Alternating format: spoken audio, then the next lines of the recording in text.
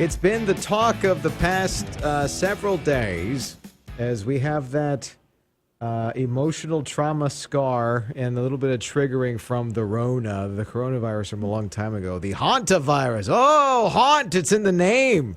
It's spooky. And we were talking about this cruise ship that kind of sparked the spread of this small outbreak from this cruise ship of the Hantavirus. So what is it? Why do things happen on cruise ships like that? This seems to be setting the scene for a lot of things. So we reached out to Rayne Guest, who is an infection prevention specialist at ArrowClean.com. And she joins us here today. So tell us a little bit about ArrowClean first off. What do you all do over there? Yeah, so we have a patented technology. We actually create a solution that mimics what your white blood cells produce to fight pathogens. How do you recreate that? You split salt through water electrolysis.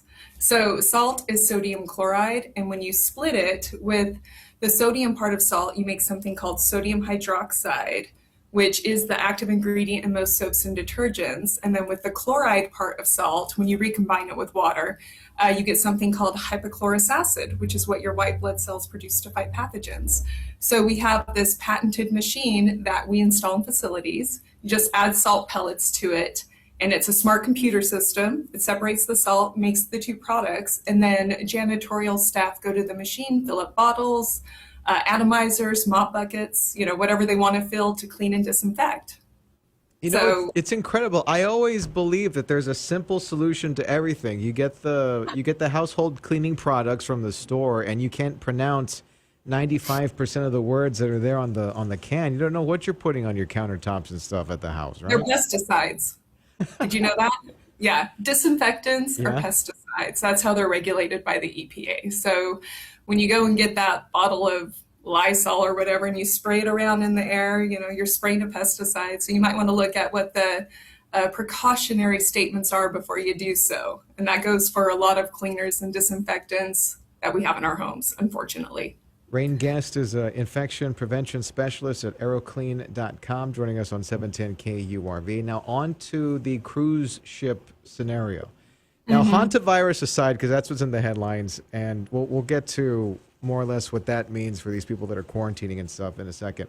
But there are a lot of, and even in your daily life, it doesn't have to be a cruise ship, a lot of high traffic areas that we all touch, like handrails and counters and what have you. And I am a germaphobe. Oh, okay. We're going to speak each other's language then, because you're absolutely right. These germs aren't out there hopping from person to person, right? They're sitting on surfaces where they can survive for long periods of time.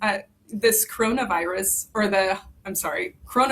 the way, does live on surfaces for long periods of time. They told us it was only in the air. That's false. But the Hantavirus, it lives on surfaces for up to 4 days, if not longer.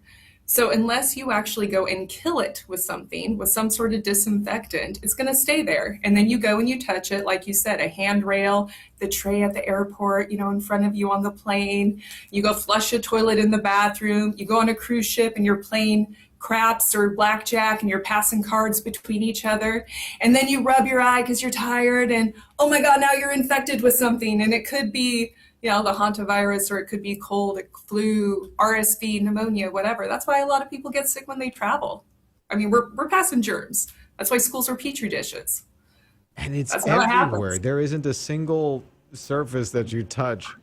Oh, I got the creepy crawlies already. That's why. Okay, so that's why I just travel with my product. I put it in a 3-ounce container, and I constantly spray my hands with it when I touch things. When I pull down that tray in front of me on the airplane, I wipe that down. I get my cell phone, I spray it. Then you just you're in self-protect mode. I mean, during COVID, the hospitals that had our product, nurses took bottles home with them. They were spraying each other down with it when they got out of hospital rooms. And I got a call from Christus, major healthcare system here in Texas.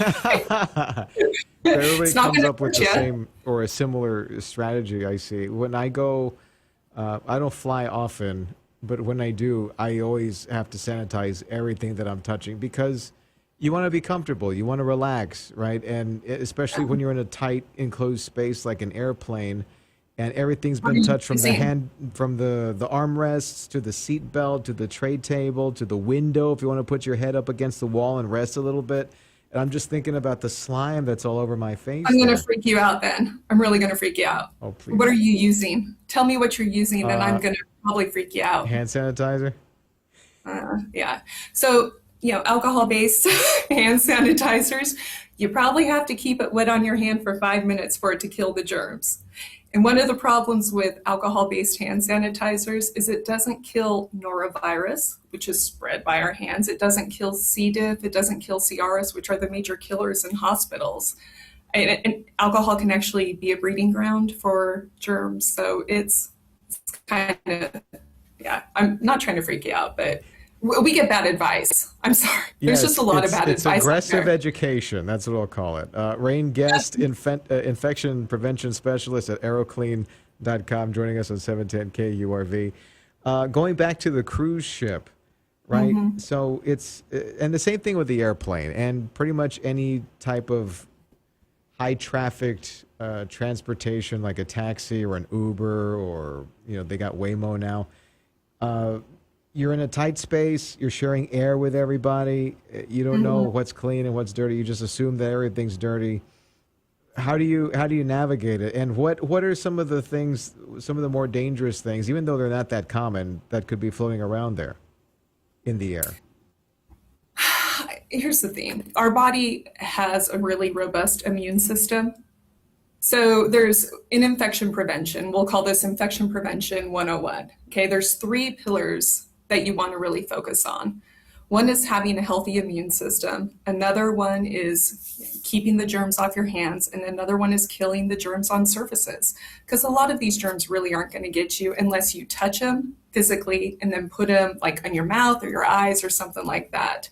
So you don't need to walk around being scared. You just need to be, aware of what's going on and how much you're touching your face. And what I'd really like to see out there in the public is, we have all this focus right now on contact tracing and quarantining and all this other, these items that are very reactive to people getting infections. I really want to see the guidance on how do you kill the germs? Because that's what's infecting us. And that's what we really need to be focused on. Kill those little nasty bugs, right? The thing that irks me the most, Rayne, and I've seen this happen twice in about 2 weeks, and that is more than I should ever have to see in my lifetime. Here's a story. I was at a certain fast food restaurant, a nice one, one of the middle range nice ones, right? This guy blows for a period of time, and this was post-COVID. After we're like, hey, you need to wash your hands and try to be a little cleaner than you are right now, you dirty little scamps, right? And just try. I grab my shirt. I use my shirt a lot to do it. Tricks of the trade. I flush the toilet with my shoe. And I squat like a good Idaho girl should, right? Above the toilet, sitting from growing up in the woods. Floating, yeah. Yeah. But people do that. And another thing that really irritates me is when people sneeze in their hands. Oh, yes. Can we focus on this, please? And let's fist bump for a while. If we have all these infectious diseases going around, what's wrong with this? So we're not shaking each other's hands and then touching our faces. Now, real quick, I don't want to go this entire interview without talking about the Hantavirus for a second. It is difficult to contract the Hantavirus unless you're basically touching the virus, right? It's not like it's not something that you can just sneeze in a hallway and you walk through it and you pick it up. You have to actually be with somebody for an extended period of time or dealing with the rat feces, right? If someone sneezes in your face, you may possibly get it. Right. No. Okay. That's fair. That's fair. But I mean, like, if somebody sneezes in a hallway like 10 minutes before you walk through it and it's already kind of settled and stuff. I think gravity's on our side in that case. So again, these germs aren't hopping around, to one another. Like, hey, I want to go jump on Zach today. Oh, wait, I don't like this ride. I'm going to go hop over here on Rayne. You really have to, again, touch the surface and then give it some sort of portal of entry, which is your mouth, your nose, your eyes. So, don't pick your nose, don't rub your eyes, and don't suck on your fingers, and don't go around licking rails. And you are probably going to do pretty well in life. And again, focus on having a healthy immune system, because that really is what we need to prevent a lot of these illnesses. During COVID, right, the majority of people that unfortunately passed from it, they had comorbidities, right? They had a lot of other illnesses going on. So I think we need to take that lesson into account. All right, Rayne, that's a lot of great information that we got here today. How do we find out more about ArrowClean? You go to ArrowClean, just how it sounds, ArrowClean, straight to the point.com, ArrowClean.com. Thanks for joining us today. Appreciate your time as always. Rayne Guest, infection prevention specialist at ArrowClean.com, joining us on 710 KURV.